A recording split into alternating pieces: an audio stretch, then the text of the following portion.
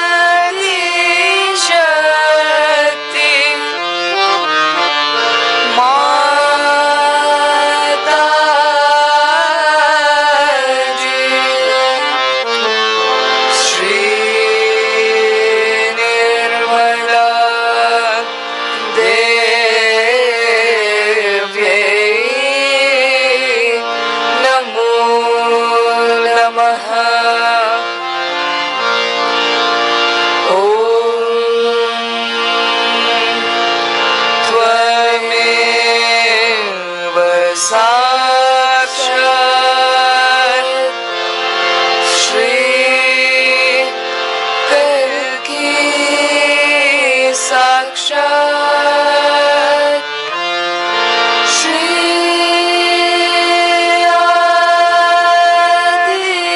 आदिशक्ति माता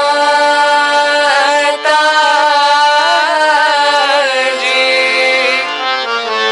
श्री निर्मला देवी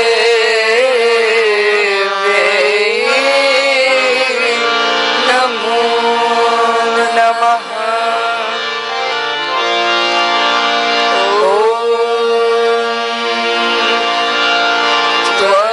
त्वमेव साक्षात्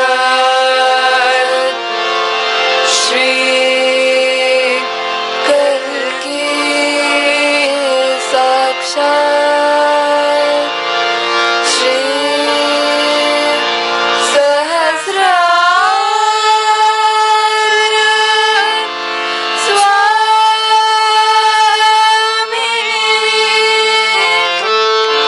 मोक्ष प्रदायिनी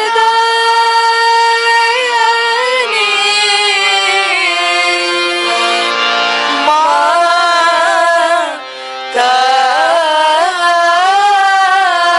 जी श्री निर्मला देवी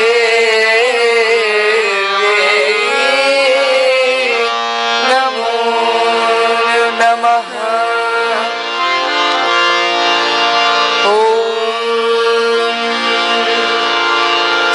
त्वमेव साक्षात् श्री गणेश साक्षात् श्री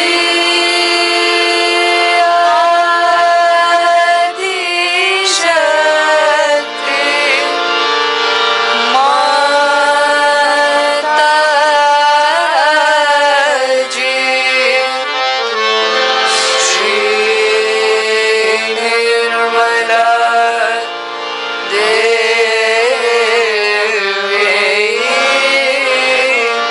नमो नमः।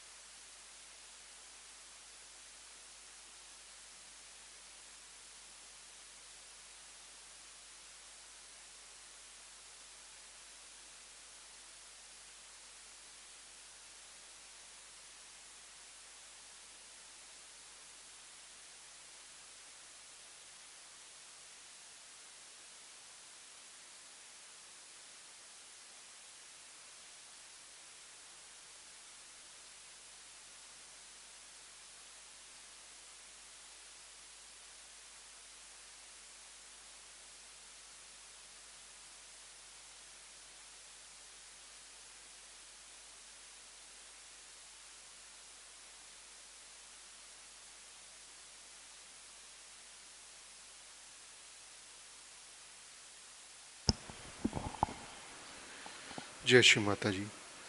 अब हम अपने चित्त को सहस्त्रार पर रखते हुए श्री माता की अमृतवाणी को सुनेंगे। Keeping our attention on Sahasrara, now we listen Shri Mata जी's अमृतवाणी।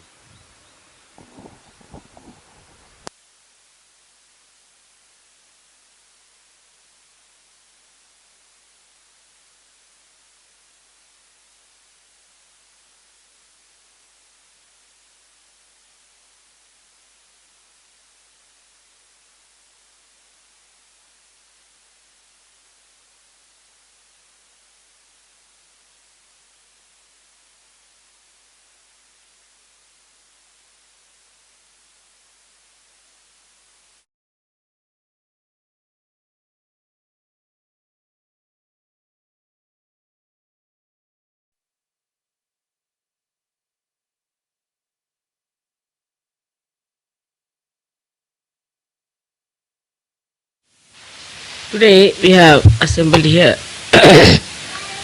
to do Shri Buddha Puja. I don't know how many of you have read of Buddha's life and how ultimately he achieved his enlightenment. I don't know how many of you have really seen the Buddhists or have met them, those who call themselves Buddhist. As in every religion, all of them got lost into some sort of a fundamentalism, because none of them got realization. And that's why everybody established their own style of religion. Even you can say that Tao of Lao Tse also, or Zen of Viditama, all of them are offshoots of the same.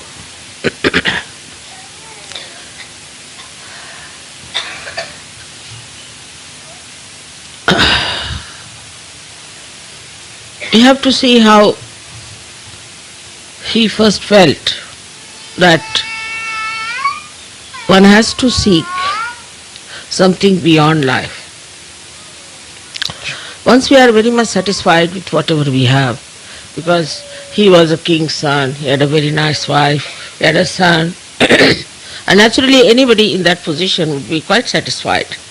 But he saw a very sick man one day, he saw a beggar, and also he saw a dead man, and everybody crying for that dead person.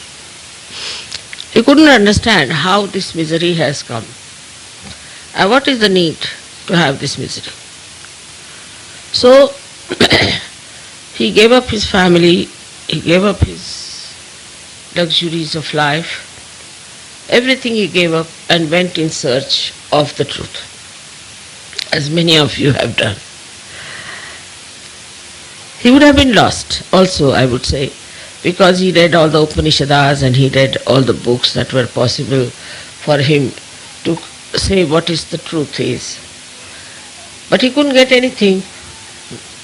He took a complete sannyasa, in the sense, as far as the food is concerned, as far as the entertainment is concerned, everything he gave up. And ultimately he was lying under a banyan tree, and suddenly the Adi Shakti gave him realization, because he was so true and was one of the one marked for a special place in the Virata. He had to achieve that. Of course, I need not tell you about his previous lives. Perhaps in so many of my lectures I have already talked about it. What was his previous life and how he achieved his own enlightenment about himself. But what we have to see from his life is that he discovered and he found out that want is the reason, the desire is the reason of all the miseries. But he didn't know what was the real want, what was the pure want, what was the pure desire. And that's how he could not explain to people that they have to take to their awakening through their Kundalini. As he had followed such a ascetic life, that became the code for the Buddhist. The other day I was reading about Buddha when I was in Thailand, and I was surprised that the bhikkhus, the bhikkhu is actually Sanskrit, it means bhukshuk, is the one who asks for alms, or a beggar you can call it, but religious beggar. So he used to carry thousands of people with him, at least minimum of 1,000, bare feet, without any provision for food, without any arrangements for stay, nothing. And they were supposed to shave off their heads completely. No moustaches, no hair on the body at all. Moreover, they were supposed to wear only one dress. One long dress they had to tie up like this and cover themselves. whether it was cold season or it was a warm season, whatever it was. They were not allowed to sing or to dance or to entertain themselves by anything. And food was just collected from the village, whatever they visited, whatever they got, very minimum, whatever they got, it was cooked for them, and they would offer their guru first and then eat that food. Imagine 1,000 people going like that, bare feet, in the scorching heat or in the mud or in rain. In all seasons they used to walk, giving up all their family relationships. Even if the husband and wife, both of them joined the Sangha, then they were not supposed to live like husband and wife.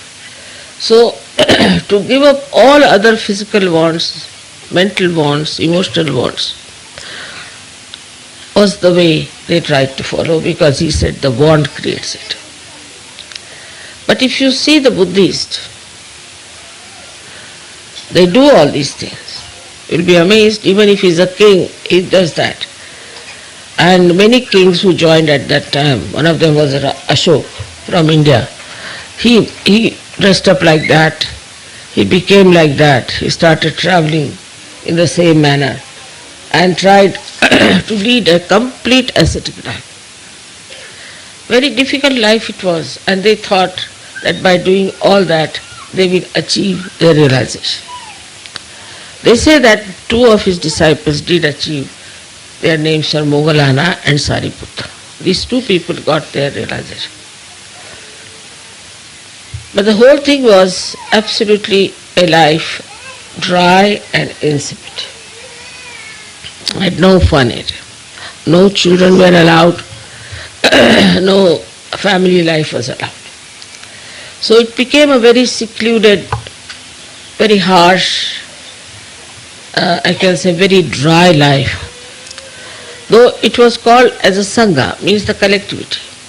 But in that collectivity, there was no report as such, because they were not supposed to talk too much. They were not supposed to discuss anything about, say, politics or economics or anything. Only they could talk about meditation of achieving the highest life. So you can imagine what sort of life they had to lead to become enlightened. And that idea continued in so many religions. Especially, it then started making people take away the money of the householders by saying that you have to give up everything. Of course, at the time of Buddha also, they had to give up everything and join the Sangha. But here, it was a genuine effort of Buddha to take them to enlightenment, to make them people who were knowledgeable about the absolute realities. But it did not happen. And that is the reason why we find that Buddhists have gone into different types of funny Buddhism. For example, now we have some Buddhism, say in Japan, where it was not allowed to kill any animal. So they said, all right, we are not killing any animal, but we can eat killed animals. They found out a solution out of that. Then also, then they could kill human beings, because it's not allowed to kill animals, but we can kill human beings. So Japanese become experts in killing human beings. How people find out loopholes, you can see this very clearly. Then the second type of Buddhism came, where this Lao Tse taught about Tao. But Tao actually he's the only one who started talking about Kundalini. Tao is the Kundalini. But that too was too much for these people. They just couldn't understand what he was talking about. But the way he expressed himself in paintings and other things, just to deviate from that kind of a harsh Buddhism. But somehow despite that, it never took proper roots. And I have met people who follow Tao, and I absolutely don't understand how these people are following the path of Kundalini. There's a river called Yangtze by which, when you travel, you find variety of things. After every 5 minutes, the scene changes, all the beautiful mountains take another form, and you have lots of waterfalls, and it's very interesting. That is the Kundalini. Tao is that river. But it said that you should not divert your attention to these temptations which are outside. You should see them, but move. And that is what is Tao, which she brought in. But they got lost because they started painting all those things and doing all kinds of more into art. Basically, Buddha never thought of any art. He never wanted to have any art, and he didn't want to do anything with art. He said, but only thing is that you have to introspect and go within and deep down and find out what is the absolute truth. So the whole thing started deviating like this. Then this Zen system was the same as mixed up with Kundalini, which Viditama, one of his great disciples, who started in Japan. Now, the Zen system is that they used to put, I sometimes hit also on the back of the, what you call the spinal cord, on the chakras, and they would try to raise the Kundalini. All kinds of horrible things. In the Zen system, they developed very harsh methods of raising the Kundalini. It went to such a limit that I have met people who have broken their spinal cords. Then Kundalini will never rise in any case if the spinal cord. Please pay attention here. One lady walks out, then attention goes out. If your attention is so poor, please pay attention here. Do you understand that? If one person walks out, your attention should not go, and please don't come inside to disturb. You see, the trouble is we must understand that our attention has to be steady. Any lady walks out, if your attention moves out, then understand that you have to meditate more. Please keep the attention. So now, then this Viditama Zen also took a very different form. I met with the head of the Viditama Zen system, and I was surprised because they called me because he was very sick, so they said, Mother, please help him to cure. But I found he was not at all a realized soul and did not know a word about Kundalini. So I said, how are you the head? How is it that you have become the head when you do not know the meaning of Kundalini? So he said, what is Kundalini? He couldn't understand anything. I said, what is Zen? Zen is to meditate, dhyan. I said, all right. Well, what about it? Yes, there is. So confused he was. Then I asked him, you are not a realized soul. Then how is it you are the head? He said, we never had any realized soul for now ages. Only for 6 centuries we had some Kashyapas, they called them Kashyapas. And after that we had no realized souls at all. So just think, under what circumstances you got your realization. Without sacrificing anything, without giving up anything, without working out any one of these tapasyas, penances, because Buddha is a tapa.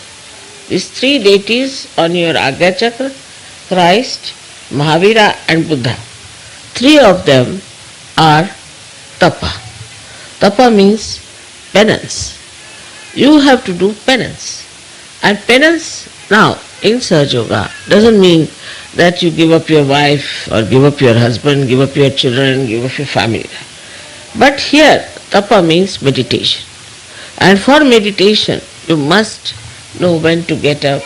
That should be the most important thing for a Sahaja Yogi.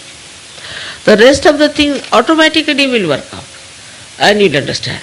To grow your depth, you have to meditate. It's an absolutely simple thing. You don't have to shave your head. You don't have to starve yourself. You don't have to walk bare feet. You can sing, you can dance. You can entertain yourself with music. You are not even allowed to see a drama or a play or anything like that. I mean, so many things, if you see the list, you'll go really crazy. How could people exist? But there were 1,000 people with him who were traveling with him. And they became so poor, they were just wearing rags. Ultimately, a big trader was passing by and he saw them and he thought, what poor people, these are just beggars. God knows they are lepers and what are they. And he had a great feeding for them and he gave them some food to eat and everything. And still he did not know that it was Tathagata, means it was Buddha who was going. So the Buddha's main thing, Buddha itself means Bodh, from Bodh. And the Bodh means to know the reality on your central nervous system is the Bodh. You all have become now Buddhas without giving up anything, because whatever he gave up was all nonsense. It was a myth. If it was a myth, what's the use of giving up the myth? What does it matter if you listen to music? What does it matter if you dance? It doesn't matter at all. But these ideas went so deep into these people that you really feel such pity and such compassion that look at them, where are they getting lost? They don't eat their food, they have their food only once in a while and they are starving, they look like really worse than TB patients. But while you people look like really roses, beautifully, all of you are enjoying life and everything is there. But still one has to know that we have to have that principle of Buddha within ourselves. And what is that principle of Buddha is that we have to do tapa. Tapa doesn't mean I don't say you starve yourself. But also if you have too much interest in food, it's better to take too little fasting. I never said that you should not enjoy music. Never, no question, you should. But then you should enjoy music which is for your emancipation, for your awakening, for your ascent. I don't say don't do, because yourself now you are a Buddha. Buddha was not to be told anything. He told everyone, but he was not to be told. In the same way, I don't have to tell you. It is only you have to understand. But sometimes we are really bound by so many conditionings that I find very difficult for people to understand what is the spirit. Spirit is boundless. It is a free expression of God's love. So when it comes to the free expression of God's love, the compassion, the love, then one has to understand, do we do that or not? Even now there are many conditionings which are still working in us. For example, some of you are like this, that I belong to this nationality, to that nationality, I am this, I am that. We are very proud of that. We cannot mix up with other people. We are too high for the other people, or something like that. You are now become a universal being. So how can you have these stupid limitations which are mythical again? So one must see, introspect and find out if we are having, what's the matter with the, take her away.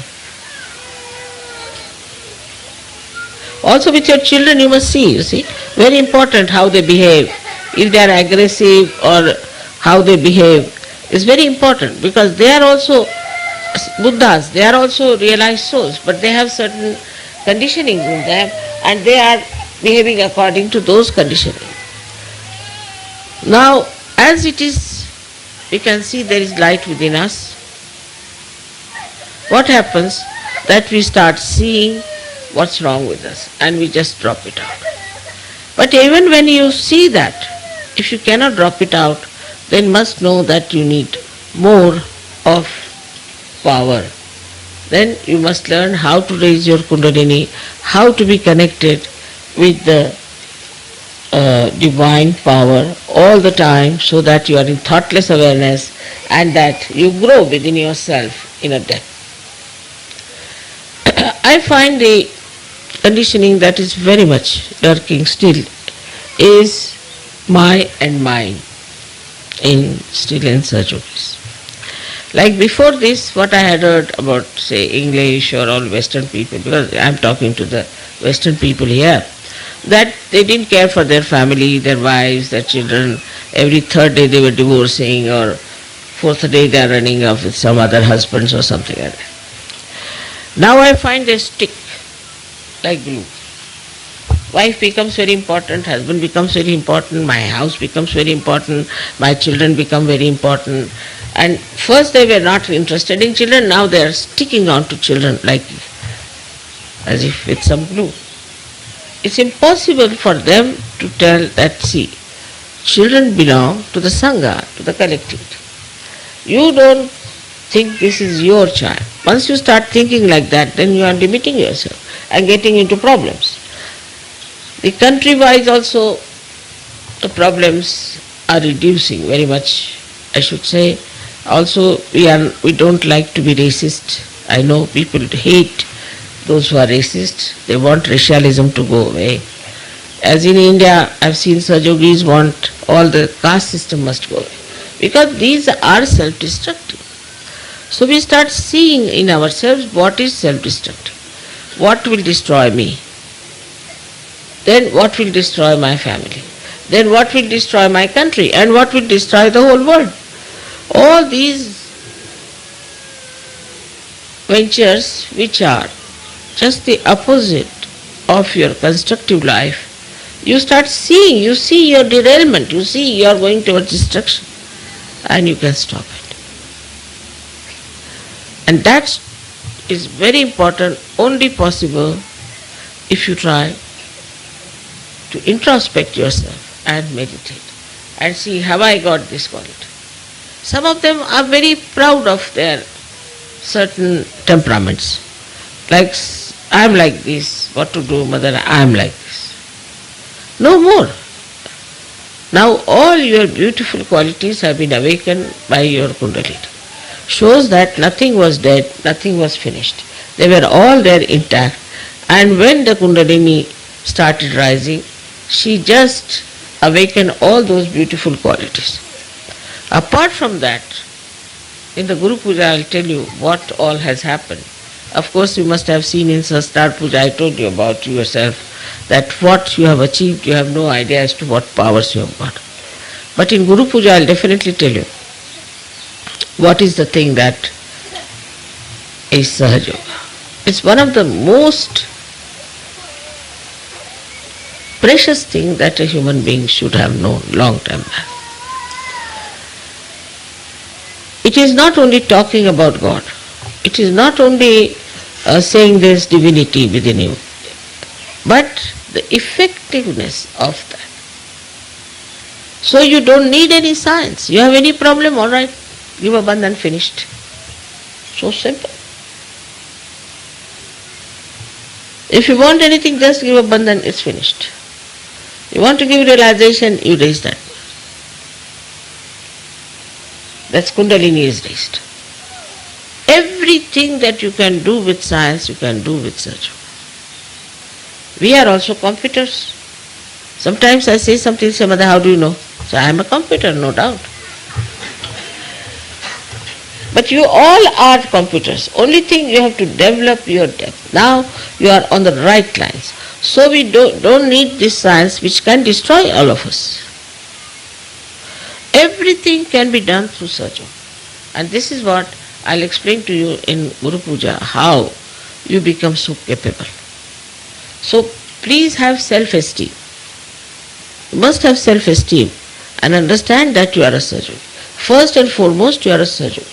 And as Sahaja Yogi, you have to achieve that state where you become absolutely capable of doing whatever science can do, whatever anybody could do. This is the real siddhi, means you become an embodiment of all the powers.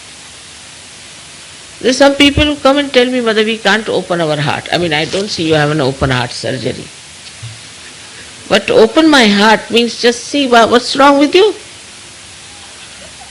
Can't you feel compassion? But I've seen people having an open heart for a dog or for a cat, but they don't have open heart for their children sometimes. Now, how can you not have an open heart in Sahaja Yoga? That's the first place where the spirit exists, and it emits its light. And when it emits its light, that's the first place where you see the life of a person who is full of love. So how can it be there is this problem that I can't open my heart? This must be coming because you have only ego but no self-esteem. So Buddha is the one who is the killer of ego. He is the killer of ego. He is, as you have seen it, he is moving on your Pingala Nadi and comes and then settles down on this side, the left side. He is the one who is the controller of our ego, and how he has tried to compensate this right side. First of all, you must have seen the laughing Buddha. He is very fat, and a person whose right side is very thin. He is never laughing, never smiles even. Even if you tickle, he may not. So, they have shown Buddha as a person. He'll have many children sitting on his stomach all over his body and everywhere, and he'll be laughing. So, just see how they have shown the compensation of Buddha, the one who is the controller of our right side. So, how he controls our right side? Just laughs out of it. He makes fun of himself, he makes fun of everything. Anything they see, for example now, as he said, don't see any drama. Alright. I say you see every drama. But in that you see with your enlightened consciousness, you can see the stupidity of it and enjoy the stupidity. For example, this Elizabeth lady was married 8 times or something, 9th, I don't know how many times she was married, I've lost count. So these stupid people went there, 3,000-4,000, imagine, more than you people, were standing around, and there were helicopters who were sending parachutes down, and everybody was so much enamored, and the parachuters were falling on the trees, sometimes falling on the people. And it was all in the newspaper, a big news for these Americans, you see. So you should see the stupidity of that. If you could see the stupidity, then it's all right. But if you become one of those spectators and think that, oh, what a thing is the... what a luck that I've been able to see this lady, such an inauspicious person, going for her honeymoon. Then, you see, anything you see. Now say, I went to Rio and they showed me the way they are having carnival. My God, I felt like vomiting. It's so repulsive. So, how you react to things depends on your attention. Buddha Chitta means the one which is enlightened attention. How you react? Of course, if it is something divine, then you have a rapt attention. Absolutely. You won't put your attention here. To you it does not matter whatever may happen in the whole world. A complete attention on that. But if it is something stupid, you can see the essence of it. If it is something humorous, you can see the essence of it. So what happens with that attention? That you see to the essence of the whole thing, related to reality. Compared to reality, it is stupid. In the light of reality, it is stupid. It can be mythical, it could be false, it could be hypocritical, all kinds of things which are not reality. But if you are a Sahajogi, you should be able to see that point and enjoy. I have seen Children do that very easily and they understand. Up to a certain age, then I don't know what happens to them. But say when I had my children, they used to go to see Ram Leela, you see. Very small they were, at those school, they are studying in school. Every day they would go with our servant to see. All the servants would have a Ram Leela and they would go and see. And they would come back and tell me all the fun about it. And they said, today Dashrath and his wife, you see, had such a fight. And suddenly we discovered both were men in that fight, you know. They were fighting each other. Something like that. And every time they used to tell me the fun of it. But my servant said, look at our, this baby, they call them, the babies.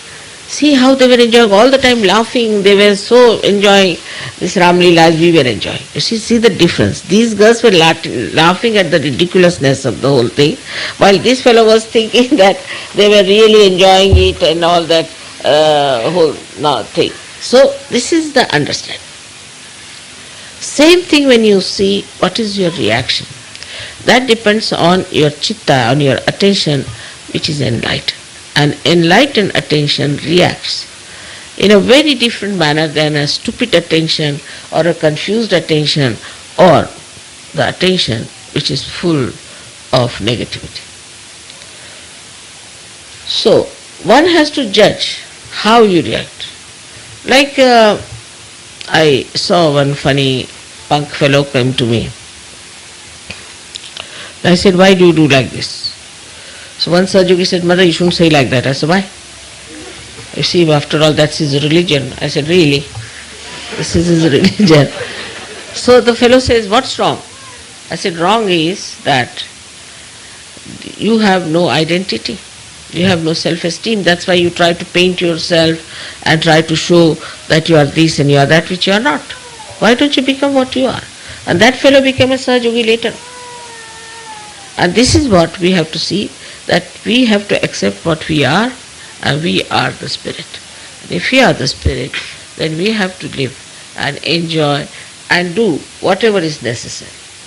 But there are 4 things which Buddha has said very nicely, which all of you should say every morning, I think, to understand. So first he says, Buddham Sharanam Gacchami. I surrender myself to Buddha. Means I surrender myself to my awakened attention, to my awakened consciousness. Buddham Sharanam Gacchami. It is very important to know that he said it again and again. Then he said, Dhammam Sharanam Gacchami. That is, I surrender myself to my dharma. Dharma is not what is outside these religions which are mythical and which are gone into some sort of a perversions, but the religion within myself, the innate religion, I surrender myself to that, which is righteousness, which you know very well, what are the real things within us which gives us all the value system. Then the third thing he has said, Sangham Sharanam Gacchami. I surrender myself to collective. You have to meet. I am trying my level best to get some place where you can all meet, even in the name of a picnic or anything, at least once a month. Sangham Sharanam Gacchami is very important, because then you know that you are part and parcel of the whole, that a microcosm has become the macrocosm, that you are a part and parcel of the Virat, that you become aware of it. And that is how things work out very fast. That is how we help each other. That is how we discover a person who is negative, that's how we discover who is not. We discover a person who is egoist, who is not egoist. That's how we discover the people who are not at all Sahajogis, claim themselves to be Sahajogis, and we just give them up. We understand. Without coming to the collective, without being collective, you can never understand the value of collectivity. It is so great. It gives you so many powers. It gives you so much satisfaction and joy that one must in Sahaja Yoga first pay attention to collective. Even supposing there's something missing, doesn't matter. You just become collective. While coming to collective, you don't have to criticize others. You don't have to call names of others. You don't find faults with them. But you introspect yourself and know that why, when everybody is enjoying themselves, why am I the one sitting down and trying to find faults? Must be something wrong with it. If you can just pay attention to yourself as far as the defects are concerned, then I am sure you will become much more collective than when you start seeing the defects in other people. And no use seeing. Supposing I have a spot on my sari, I better clean it. But if you have a spot on your sari, what's the use of looking at it? I cannot clean it. You have to do it yourself. It's a simple thing, it's a very practical thing, and this kind of a practical, can you hear me all of you? Such a practical thing has to be done to understand that Sahaja Yoga is the most practical. Is the most practical because it is absolute reality. So with all these powers, with all these understandings, with all this compassionate love, you have to be sure about yourself and know that you are all the time protected, guided, looked after, nourished, and helped to grow by this divine power which is all pervading. May God bless you all.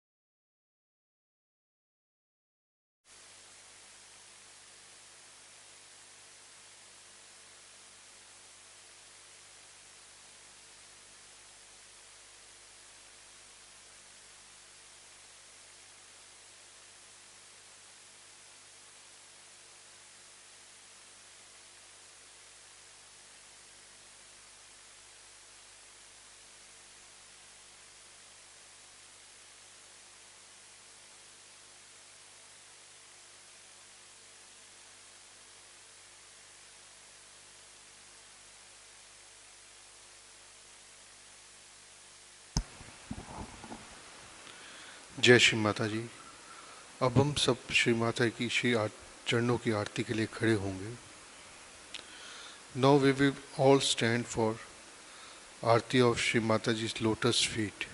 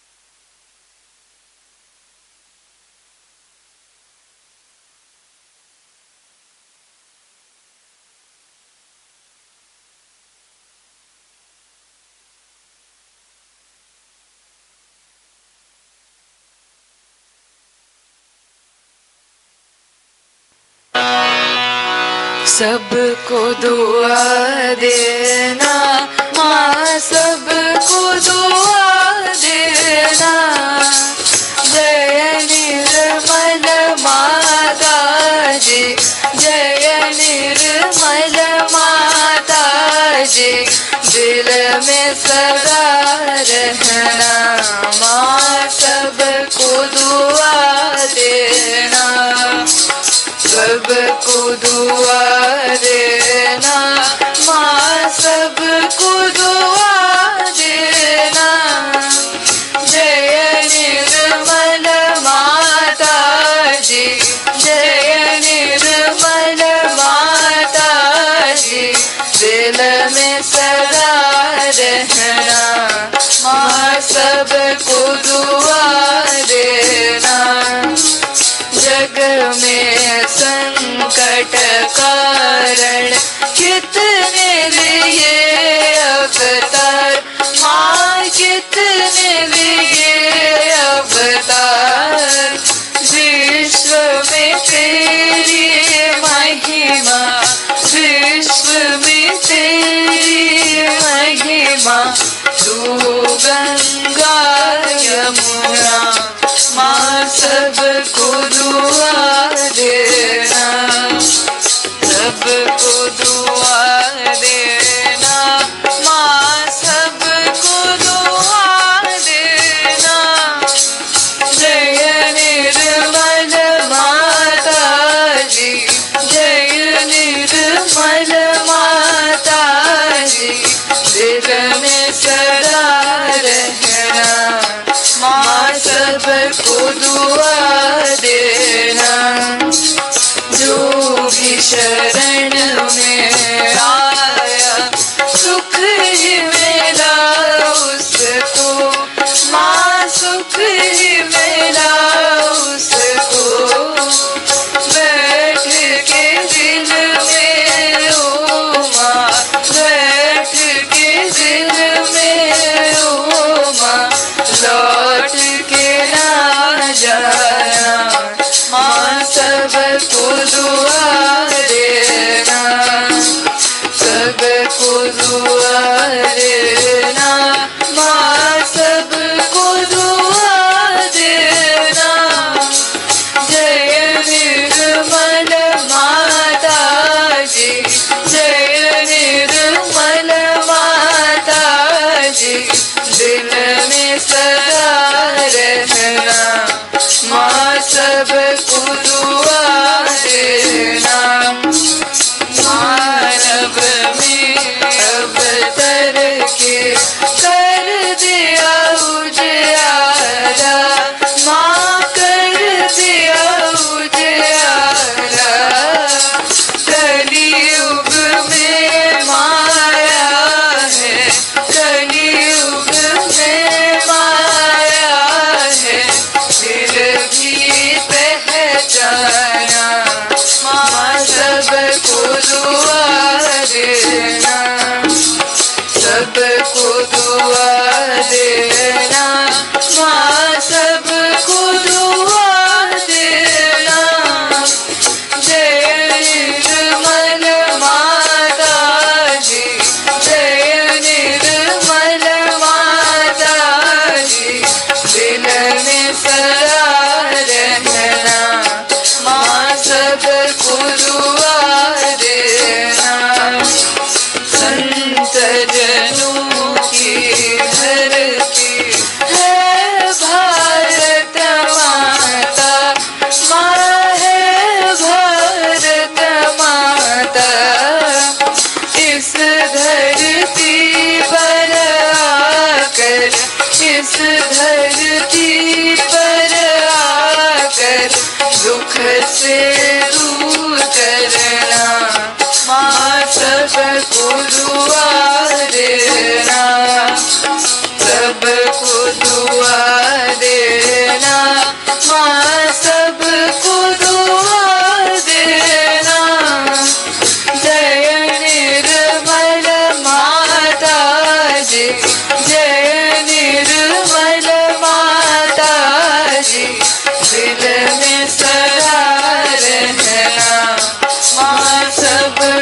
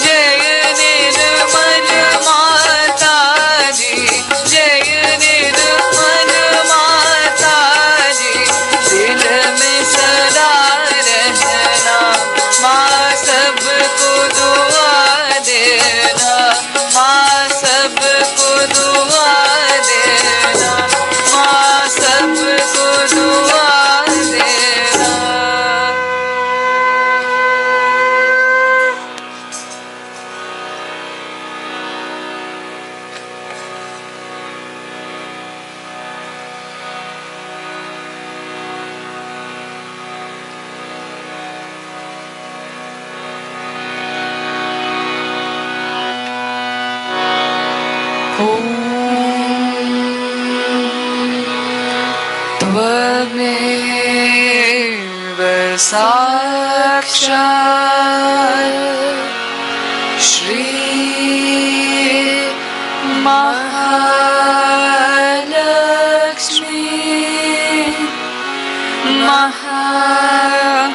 Saraswati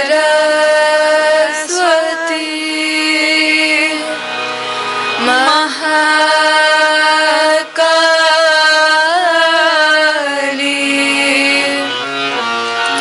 त्रिगुणात्मिका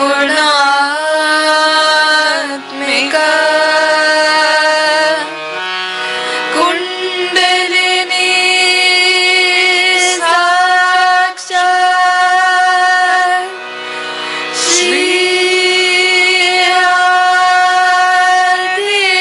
शक्ति माताजी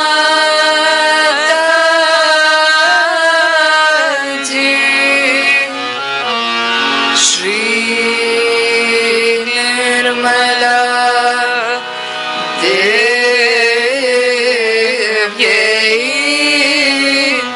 नमो नमः।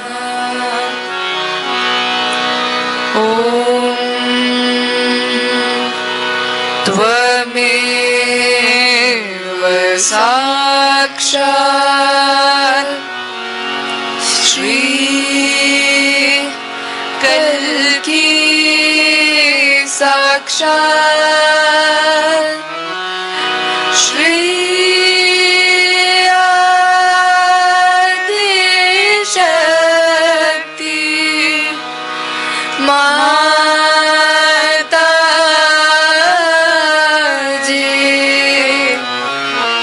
श्री निर्मला देव्यै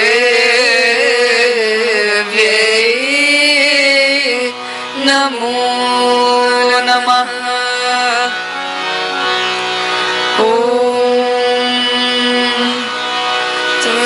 त्वमेव साक्षात् श्री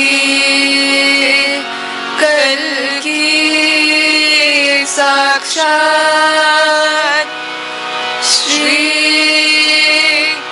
सहस्रार स्वामिनी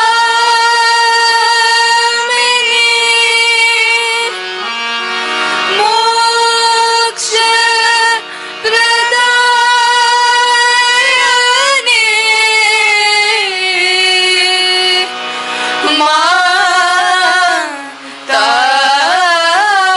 माताजी श्री निर्मला देव्यै नमो नमः। श्री निर्मला देव्यै नमो नमः। श्री निर्मला देव्यै नमो नमः। बोलो श्री आदिशक्ति माताजी श्री निर्मला देवी की जय।